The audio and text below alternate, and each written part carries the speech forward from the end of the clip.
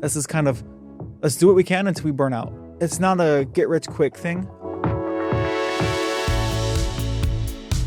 Hey there, I'm Queen City News Chief Business Correspondent Taylor Young, and I spend a lot of my time talking about money. So every week, we're going to be bringing in someone new who's going to share the creative ways that they are bringing in extra money on the side. We are talking side hustles, and this week, I'm so excited to bring in Brian Dezue. Thank you so much for joining us. Of course, thank you. And I have to be so honest here. So before we even get into what your side hustle is, I had to Google what to even title you as. And according to Google, you are a digital sculptor. How do you feel about that? That's a new title. I've never heard that one before, but it works. How do you describe what you do to people? That's a hard, especially for the side hustle. What I do is everything from customer service to designing to printing to logistics to shipping to painting to it's a whole scope of stuff. And I didn't know it was going to be everything. I thought it was, oh yeah, 3D printing, cool, put it in a box. It's a lot more than that. So before we get into kind of the mechanics of how this works, what inspired you to get into 3D printing? Let's see, I had my first job. I was working at Starbucks and I was 16 and that's the first thing I wanted to buy. I was always looking into 3D printers. And this is right here, the 3D printer. Yeah, that's my newest one I have. It prints multicolors. It's great. And yeah, so when I started, nobody really knew what 3D printing was. The technology was as simple as it can get. It was, you had a problem, it broke, you figure it out on your own. And from back in 2016, 2017 to now, it's crazy how different 3D printers are and how a lot of people have them, surprisingly. Mm-hmm. So you bought a 3D printer. Again, this is what they look like. To me, that just looks like a box right now. Of course, they are capable of doing crazy things. But how does one find one of these? Are they expensive? How does that process work? When I started, yes, they were up there in price. My first one was $500-$600, and it was small. It didn't even print good. This one right here, you can go down to the store, Micro Center, computer store, and buy a printer. You can buy it on Amazon. You can buy it anywhere from different brands, ranging from $100 from being super cheap and actually working well to a couple $1,000s, and they're 2 foot by 2 foot, and you can print car parts. It's a big range from where you want to start and where you want to go. So explain how this works. Extremely fascinating. I mean, I have so many questions. That was real time too, Yep, correct? That was real time, yes. So yeah, explain how this works. So the simplest answer is it takes a filament. It's a roll of plastic. It's about 1,000 grams worth, and it goes through a tube into your hot end, which melts it. And from there, it talks with the slicer, which is just a software that tells the printer you need to be at this coordinates at this time, putting this much melted plastic down. And I don't know how it whole works in the back end. I'm not a computer, and I don't even want to try. But it knows what coordinates needs to be at, how much plastic to put down, and it goes layer by layer, and it works its way up until you have your final product. Is it loud? Does it smell? What is it like to be in a room when this is happening? It's really peaceful. When my first printer I had, it was loud, it was noisy. I had it in my room, and after 2 or 3 years of sleeping through it, became white noise. I couldn't sleep without it. But now they're so much quieter. And the plastic that I use, and that's typical and standard, it's non-toxic. It's a sweet smell. It's made from plants. So it makes your room kind of smell floral in a way. Like it's a interesting. Candle. Yeah. Not as strong as candle. It's just a sweet scent in the air, just a hint of it. There's other plastics that are toxic that they also do sell. It's harder to print with, but those have a really strong like glue smell, and it's just really abrasive. But typically they smell sweet, or like I have some wood filament. It smells like oak or cedar or coffee. But yeah, different filaments smell different. So what was one of the first things that you kind of tried to make? Was it successful right away, or was it a fail? It was a fail. I would say 3D printing is a lot of trial and error, a lot of failing, a lot of wasting plastic and 30 hours of your time. Like the mask on the screen right now, that took about 3 days of printing. It's different parts, different pieces. And some of it failed. Like that one I made for myself, but I made it way too small. So I wasted $20 in plastic just for it not to fit my head. So I gave it to my brother-in-law. But it's a lot of trial and error. It's a lot of just failing. And you just kind of have to come to terms with that. It's not going to work, but you try it again. And it looks like you have a niche here. A lot of these are hero masks. What kind of drew you to that So topic? surprisingly enough, when I started our little shop, my wife and I, we started last year, and it wasn't for this type of stuff. It was more for like custom images, and you hold them up to the light and they show through. They're called lithophanes, and we thought that was a great idea, and people around us loved the idea. But as our shop kind of went on, and a couple orders here and there, we were getting a lot of requests about custom masks, like superheroes or stuff that people make or characters they love from TV shows for cosplay conventions, for their own costumes, for whatever they want. And it's so far growing to that. And just seeing people's dreams and bring it to reality for them.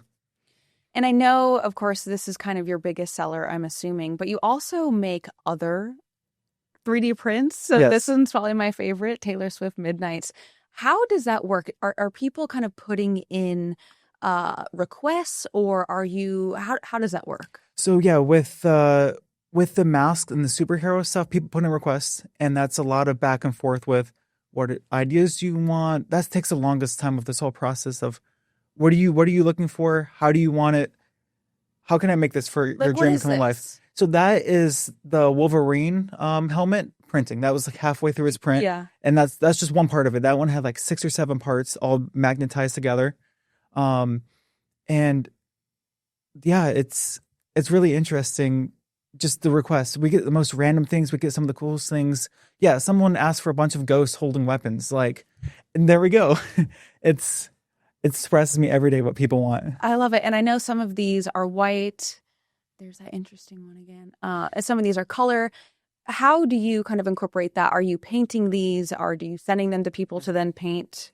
Yeah, it's a mix of both. A lot of people, it's cheaper for the consumer if they just want a mask. Like the one I'm making right now, it's for this guy's 6-year-old son. He drew a character, and that's been his character that he's lived with for the last 2 or 3 years, and his father wants to bring it to life. So they want it cheaper. They want it just, hey, let's get this. So I'm printing it in the colors that he wanted, whether instead of painting it. I do a lot of painting stuff, and also I do a lot of white prints because people want to paint their own, which is also really cool. And at what point were, we know that you're on a shop now. What point were you like, okay, I like these. Mm-hmm. Other people might like these. Let's kind of make this and turn this into a side hustle. Yeah, it was something I've been talking about for the last couple of years with my wife. And the real turning point was, especially for the Taylor Swift type things right here, we do a lot of custom photos, like Father's Day. We got a couple, just memorabilia, memory type stuff. And we were talking with family up in New York, and they're like, you have to do this. Like, don't wait. Like, I pushed it off for 3-4 years. And I was like, let's just pull the trigger. We made our logo, we made our shop, and slow start. We're still inching along and getting there and getting more business, but it's the hardest part was that first step, and that's how we got here. Yeah. And so you sell on Etsy. Yes. I think for viewers who might be listening, okay, maybe they don't have a 3D printer, but they might be thinking of other creative ways that they could maybe sell a product or their art on Etsy. What has working through that platform been like?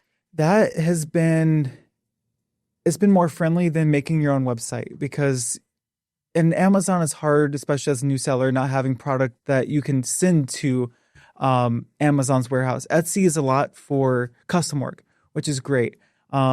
And it's simple. You make your account. It's as easy as signing up for an email. And then you add your images, and it walks you through every step of listing, where you're shipping from, how much is your shipping. It auto calculates that for you as well. The hardest part is, at least for the custom work, is communication. You might be talking back and forth with someone for 5-6 days over their messaging section on Etsy just to figure out their dream, what they want, what sizes they need.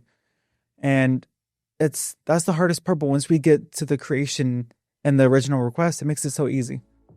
All right. Well, we have so much more to talk about still, but we're going to take a very quick commercial break. We'll be right back. And welcome back to Side Hustle. We are in the studio with our producer, Austin, and our guest, Brian Dizu. Brian, thank you again so much for joining us. So we were just talking about your experience on Etsy, and I think that a big part of the whole reason of why we're here, Side Hustles, is the money side of all of this. Yep. So kind of talk about how you go about pricing something like this, because I'm sure you have to kind of make up for the amount of money that you spend on the materials. So how do you kind of balance that? That's the interesting part about 3D printing is the materials are cheap enough and the amount of plastics used is just the labor of modeling and slicing and printing and shipping. That's where it's the most time consuming, Yeah. I'm trying to learn to charge for that. It's like the plastic, like the mask for say, when we first started, we were $75, basically whatever you wanted to get our foot in the door. Plastic itself, depending on what size, it could be up to $50, $60, $70, not including shipping. And as we go on, it's like, well, I just spent 4.5 hours modeling it and then another 2 hours communicating with the customer and what they want. And then $15 for shipping they're big items and UPS doesn't like shipping that for cheap. So, so early on, yeah, it was a low amount to get our foot in the door. And as we're growing and learning our processes and how it works, my wife and I, this is just the two of us. We both work full time. This is kind of, let's do what we can until we burn out. Yeah. And it's not a get rich quick thing. It's a lot of involvement. It's a lot of, again, like messaging and printing and slicing. Like that mask right there, that took 4 days to print. It's 4 different parts. Plus I had to glue them all together and I had to hide the seams and fill them and paint it. So yeah, that's most time consuming, but yeah, average, I would say now that red mask, it would be $150, $200. If you want it painted, it goes higher or lower depending on how much plastic's used, what size the person's head is. And I'm sure the more you do this too, the better you get and the more intricate you can be with what you're making. Yeah. So I'm sure that probably adds to it too. Yeah. Have you gotten any weird requests? I see. The weirdest request I got was a guy asked me if I could print something for his car. And I was like, oh yeah, it might be like a little dragon or a boat or whatever for his dash. No, he wanted a car part because he didn't want to go to a mechanic and pay for it. Oh, so he wanted a practical. He wanted a practical, which I do practical stuff, but in the sense of like my camera, this cage is broken and I need like a nut for it or a bolt for it, whatever. But a whole car part was like a whole fender. It's like, I can't make a whole fender. Also, it's plastic. And have you ever made yourself something practical like that? Yeah. Oh yeah. Our house is full of 3D printed stuff. Like what? A lot of stuff in our kitchen. Surprisingly, we have racks to hold our tea bags, our stuff for our spatulas and tongs. That's 3D printed. Our sponge holder is 3D printed. I had a 3D printed belt for the longest time. It was great. People looked at me the weirdest, but it was great. 3D printed belt. What a flex though to be if someone were to compliment you on your belt and be like, yeah, I made it. I'm trying to make 3D printed shoes now.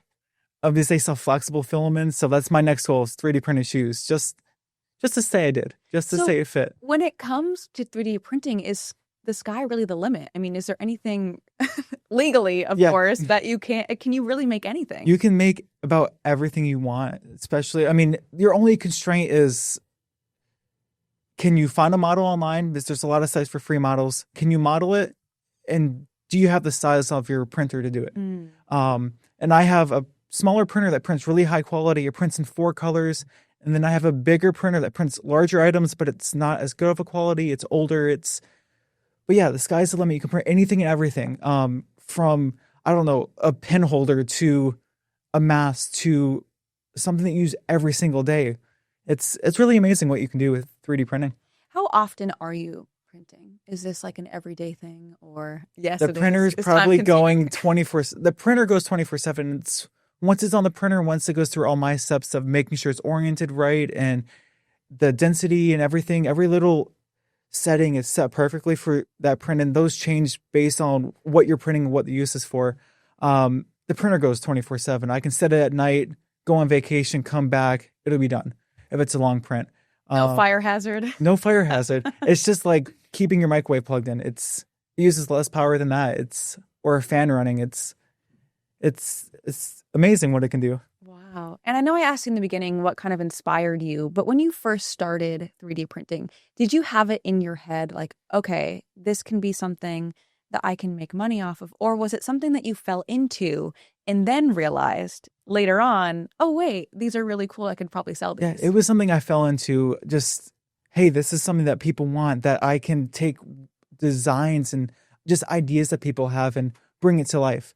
When I first got into it, it was a new technology to the world. Obviously, people were having 3D printers beforehand, and I'm not the first one, but it was more of like, I don't have a use for it, but I think it's cool.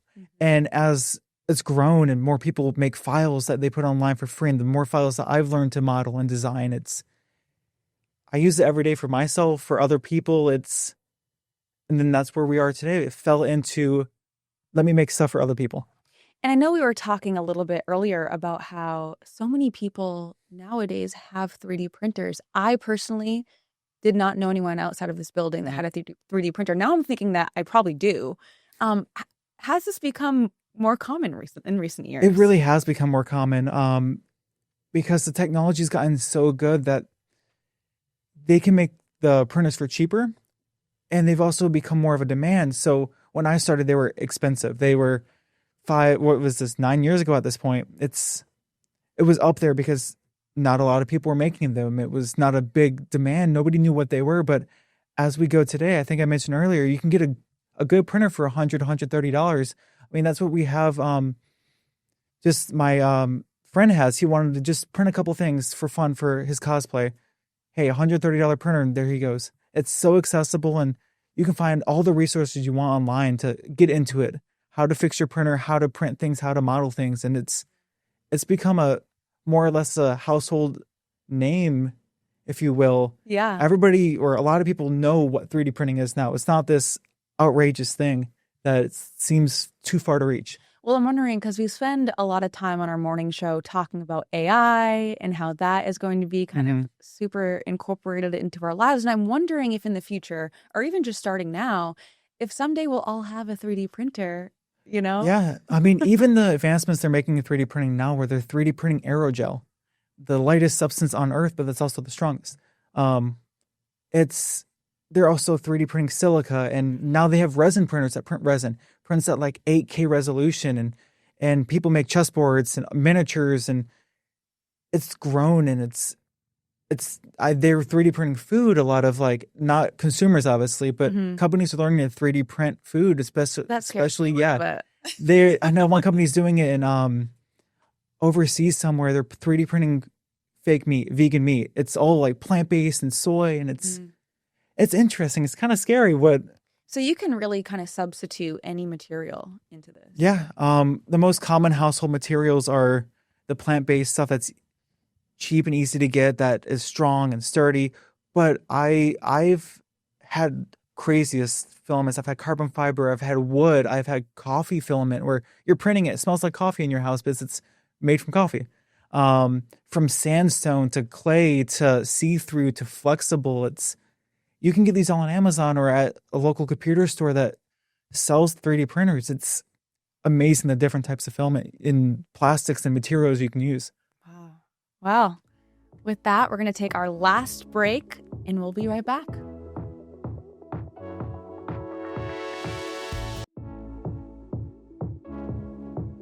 Welcome back to Side Hustle. And Brian, thanks again for still sticking around, but you brought something in today. I did. So show us. This is one of my favorite prints just because it's so unique. It's this little dragon, and it's flexible, and it's just one piece. It printed in one file, and I just pulled it off the build plate, and it's here. It just shows what 3D printing can do, and it's hard to see the detail and texture of all the scales and everything on it, but it's amazing. And how long did this take to make? This it was fast. It probably took an hour, 2 hours, which, I mean, seems long, but in the grand scheme of 3D printing, when stuff takes 3-4 days for bigger stuff, an hour, you go grab a sandwich, you come back, and it's done. These are really popular right now, especially for like younger kids. They just love to fidget with them. I was at a farmer's market the other day, and there's a whole stand just selling these. It was amazing. All different colors, rainbow. It's just amazing. They're just fun, from different sizes, different styles. He normally has like a mustache, but it fell off. But an interesting part of it is you threw it at our producer, Austin, earlier. And he was surprised at how light it was. I mean, they really are light. They can move. They don't break easy. Yeah. Oh yeah, they're really sturdy. 3D printing, before it gets to the printer, you you determine how dense you want it, from 0% density to 100%, and 100% is overkill for everything because it's already so strong. This was like 5%.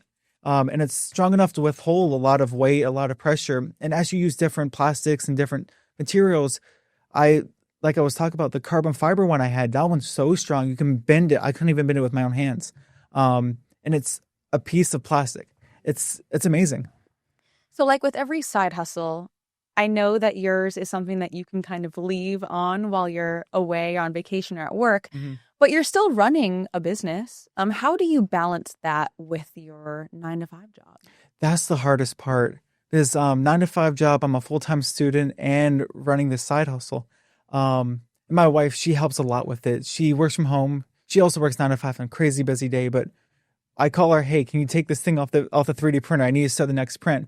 Because my 3D printer is remote. I can print from anywhere in the world. So we get an order while we're on vacation. I can send the file straight to the printer. So it makes it even easier that way. In times where I'm working my 9 to 5, I call her, hey, can you get this off the printer? She's already done.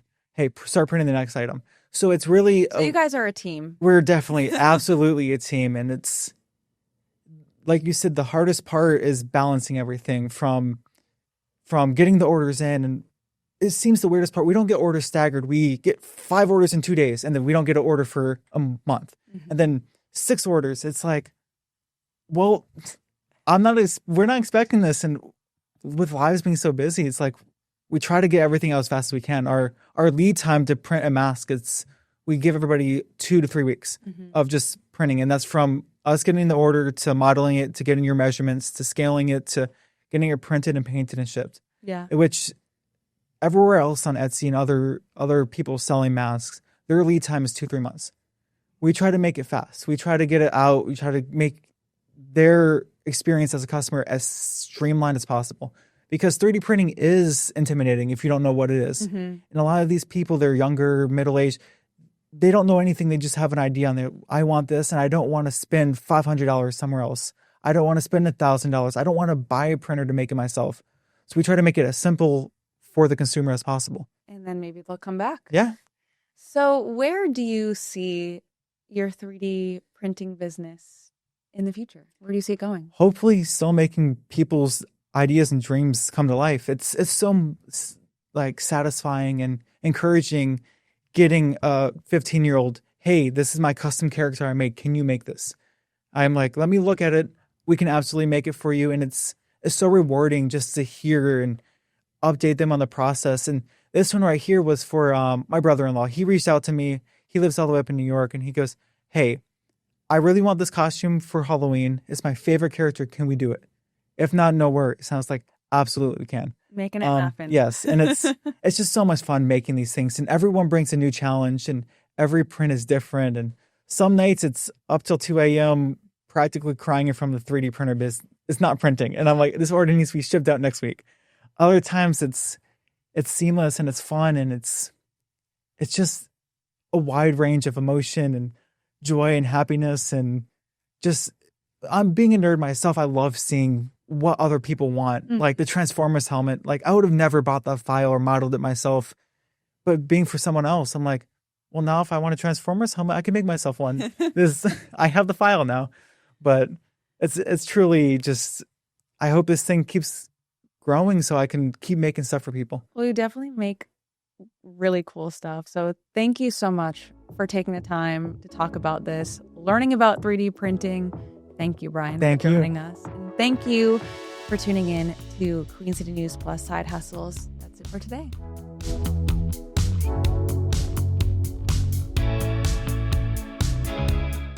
Queen City News Plus. Just search Queen City News on your smart TV's app store.